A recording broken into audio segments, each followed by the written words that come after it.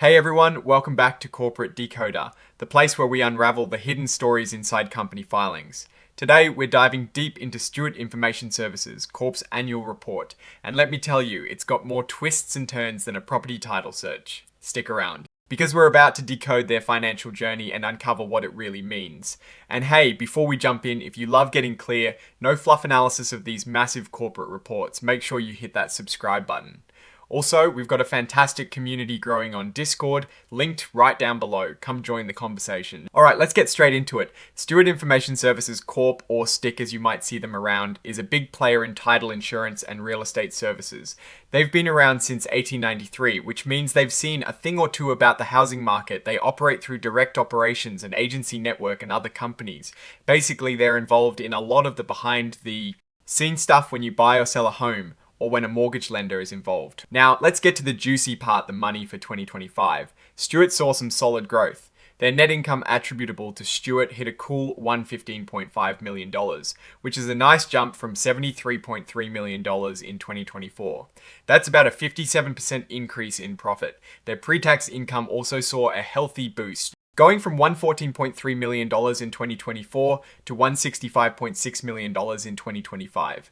This bump in profitability seems to be driven by a strong increase in their total operating revenues, which went up 18% to $2.86 billion.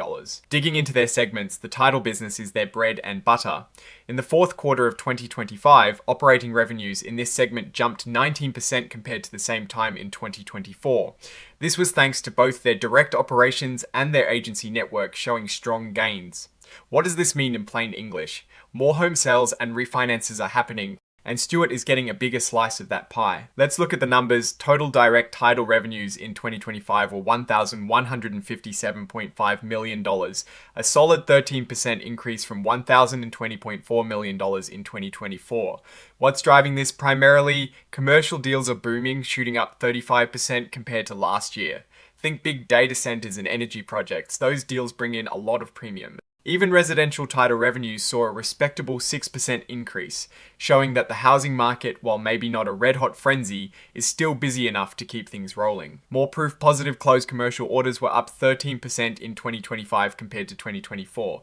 While purchase and refinance orders saw a slight dip in volume, the total revenue still went up. That tells us the value of these transactions is increasing, or they are managing to get a better fee per transaction. Now, let's talk about their real estate solutions segment. This part of the business is growing rapidly, providing services like credit information and property valuations. Operating revenues here jumped a significant 29% in the fourth quarter of 2025. For the full year, this segment saw revenues climb 22% to $438.3 million. This shows they are successfully expanding beyond traditional title insurance into related services that the real estate market needs. Diving into the actual financial statements in the back, we often find the most telling details. Looking at the consolidated statements of income and comprehensive income, we see the big picture for 2025. Total operating revenues were $2,858,301,000. That is a nearly 18% increase from 2024. Expenses also rose, but not as much as revenues, which is a good sign. Employee costs went up 11% and other operating expenses increased 18%. This suggests they are managing their costs relatively well even as they grow. Now, the consolidated balance sheets give us a snapshot of their financial health at a specific point in time. As of the 31st of December 2025, their total assets were over $3.2 billion. On the flip side, their liabilities were around $1.6 billion, leaving them with a pretty healthy stockholders' equity of over $1.6 billion. This shows a solid financial foundation. The cash flow statements tell us where the money is coming from and going.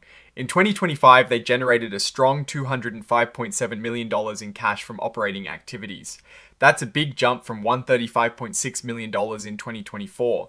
This means their core business is generating plenty of cash. However, investing activities show a significant outflow of $368.6 million.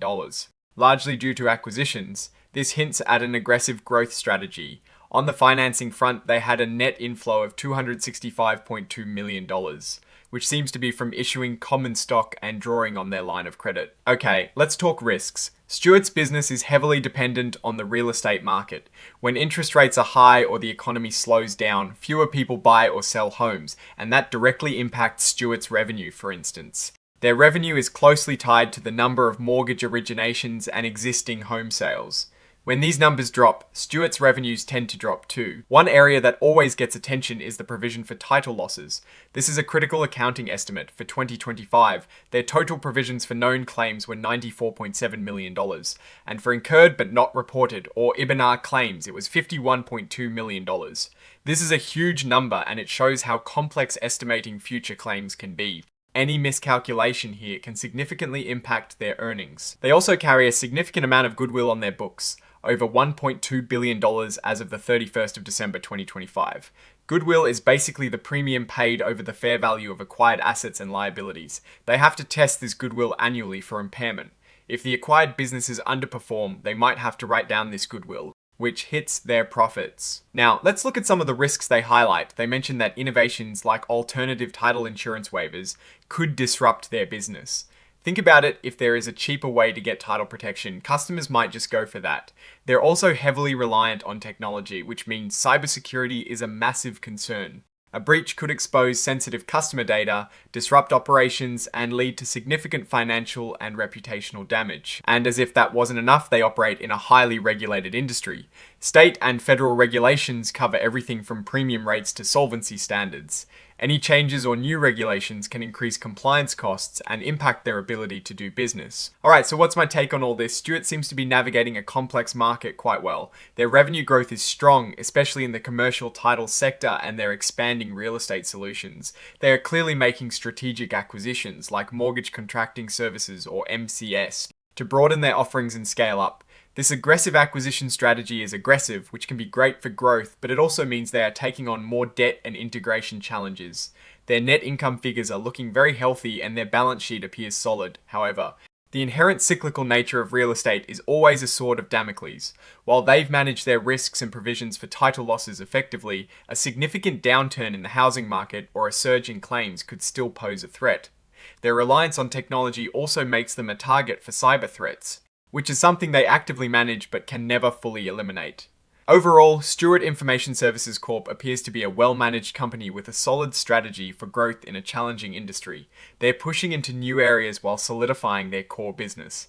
The key will be how they manage the integration of their acquisitions, navigate the real estate market's inevitable ups and downs, and continue to maintain robust cybersecurity. That is a wrap on our deep dive into Stewart Information Services Corp's latest annual report.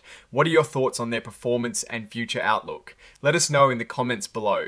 If you found this breakdown useful, give us a thumbs up and subscribe for more decoding of corporate filings, and don't forget to join our Discord community in the description to keep the conversation going. Thanks for watching, and we'll see you in the next decode.